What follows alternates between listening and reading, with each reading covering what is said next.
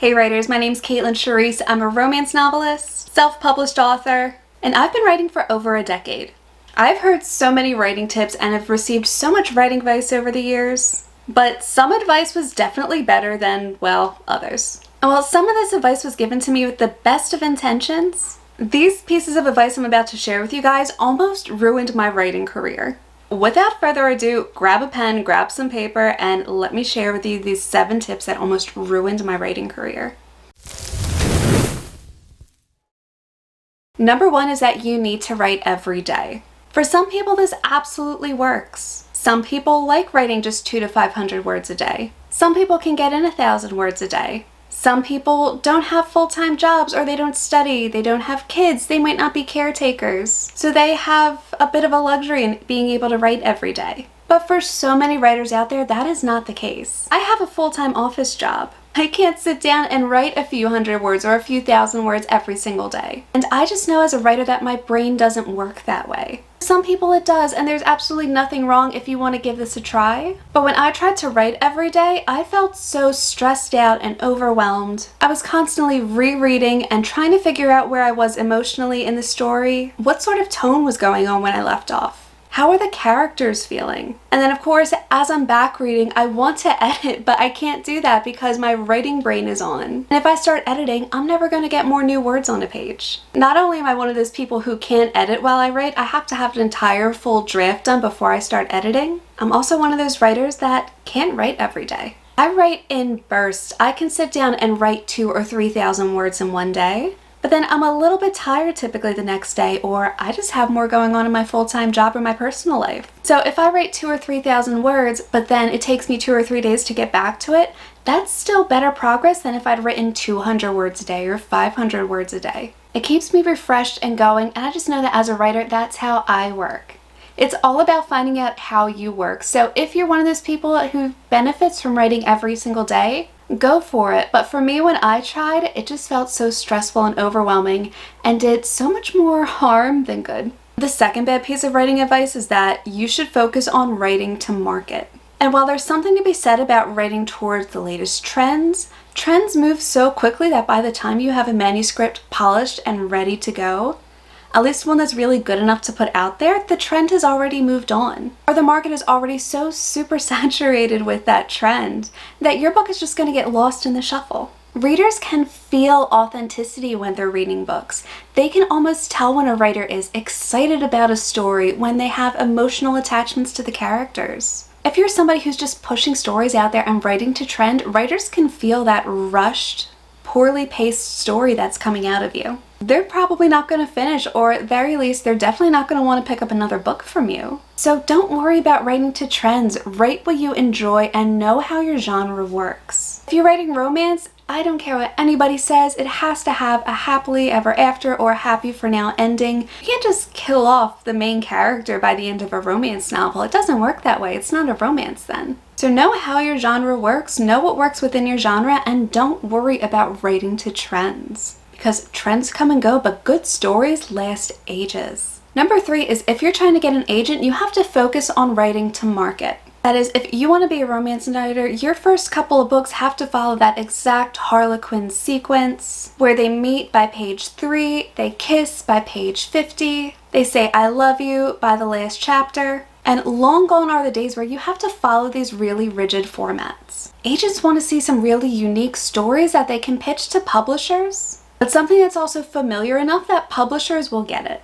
Agents are going to have a lot of trouble pitching stories that are too far out there, but if your story is so cookie cutter that it feels like we've read it 1,000 times before because you were worried about writing to market, you're kind of shooting yourself in the foot. Agents want something different. They want to see a unique voice. They want to see new perspectives and read new stories. They don't want to read just another rendition of 50 Shades of Grey. They don't want another cliche Hallmark type novel. Figure out what makes your story different. Figure out what makes your voice as a writer different. And that's what you want to pitch to agents because that's what's really going to catch their attention. So don't worry about writing your book to market. Write the book that you think is going to be the best fit for you, and then try to find an agent who fits your style. Number 4 is you need a writing routine. I think writing routines are absolute nonsense. I think they're a great way to distract ourselves and to procrastinate. Because if you only write in the mornings and you need a cup of Earl Grey tea in order to write, you need to have your desk chair set at that perfect height, just 2.5 millimeters below where the desk actually meets the chair height. All this weird, ridiculous stuff that some writers do is just so unnecessary. It could be a great way to distract yourself, it could be a great way to procrastinate, but overall, I don't think most writers actually need a writing routine. And when I tried to start a writing routine, all it did was distract me. I'd finish my cup of coffee a little too early and then wouldn't have anything else to write for the second half of what I wanted to finish that day. My back was a little bit sore, so I didn't really want to sit in a computer chair. I'd rather sit on my bed, but my writing routine said I had to sit at a computer chair. Don't limit yourself to what you think a writing routine is supposed to be, and don't limit yourself to having one. If you're somebody who can write on the train commuting to work just as easily as you can write on your laptop sitting in bed, or scribbling in a notepad at a quiet cafe or library, do that. Whatever gets the words on the page for you, whatever helps you feel inspired to write. Don't feel like you have to constrict yourself to a writing routine. You absolutely don't have to. Number 5 is you need a writing playlist and a mood board and a Pinterest board and all of this other stuff in order to fully immerse yourself in the story that you're creating. For some people this works, but for me it was just an easy way to procrastinate. I could spend hours crafting a playlist. I could spend hours and hours browsing Pinterest and going on Canva and creating storyboards. But what kind of writing am I actually getting done? If I already know my characters, if I know the direction of the story, I'm a big plotter, so if I already have a solid outline, why do I need a mood board and a vision board and a playlist? This can be nice to have, especially when you're just starting out and you don't quite know your story yet. But if you already know your story, well, why are you making one of these? I made one at the very start of my book, and to be honest, I haven't looked at it since. It was nice to play around with and look on Pinterest and come up with pictures, but I even have it printed out and on my wall and I never look at it. And I'm almost finished the draft of this novel, you guys. So for me, mood boards and playlists are absolutely useless. If they help you write, then by all means go for it. But for me, all these things did was waste hours of precious time that I could have been writing. In fact, I'm a few chapters away from finishing, and I'd probably be finished this draft if I hadn't wasted time doing that.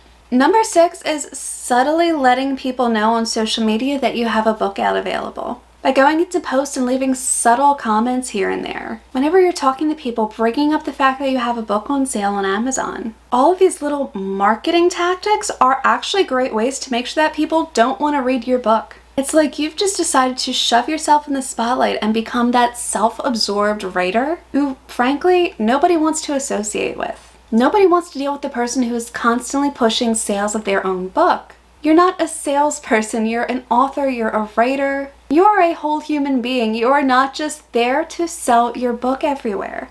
In fact, if you're on social media, you should not be posting about your book for sale all the time. You need to give people some new content. Give them some insight into what your regular life is like. If you have a writing routine, give them some insight into what your writing routine looks like, or even your next project. Not everything you post about needs to be your book and trying to sell your book and trying to get other people to buy your book, and especially if you go onto other people's pages or platforms and try to promote your own book through the readers and followers that they've worked themselves to earn. Don't do that. Nobody wants that writer friend. Nobody wants that author friend that then tries to steal the spotlight. It's just a bad look, and you don't want to get off on the wrong foot in your writing career.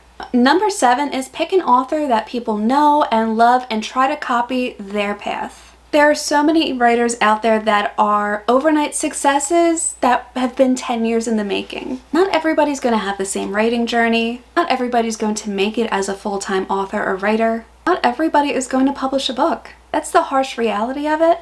But on top of that, you shouldn't be trying to imitate other writers' means of success. At least not so rigidly that you feel like you need to follow, say, I know she's controversial, but J.K. Rowling's exact recipe for success. You don't have to be scribbling your ideas down on a napkin in a cafe so you have that same sort of origin story that she had. You don't have to be like E.L. James in 50 Shades of Grey, where you put your story out there as fan fiction and then change and morph it later on into something else once you have all of these followers. There are so many different ways to be successful, different paths, and a lot of writers will tell you there wasn't just one thing that made them successful. It wasn't one TikTok that made them absolutely blow up online. It wasn't one YouTube video that made them get 100,000 followers overnight and put their book on bestseller lists. There is so much trial and error, and honestly, think about what it'll be like in 10 years if you have your own success story. If you put in the time, the hard work, the dedication, the blood, sweat, and tears, you could be one of those authors that other people look at and admire their success story. So worry about crafting your own success. Don't try to imitate and follow other people's success stories. I'm not saying don't imitate their marketing strategies and whatnot, but remember, your success story is going to be your own. You just have to be willing to put in the work for it. So that's it for this video, you guys. Those were the 7 writing tips that almost ruined my career when I tried to follow them. So let me know if there were any bad tips that you guys have ever received in the comments down below. I'm curious, and if there's enough, I might even do a part 2 and share that with you guys as well. If you guys like this video and want more tips on writing advice, if you want to follow my publishing journey, and to see what it's like living as a romance writer, don't forget to hit the like and subscribe button down below. I really appreciate the support, you guys, and I'll see you all in my next video. Bye!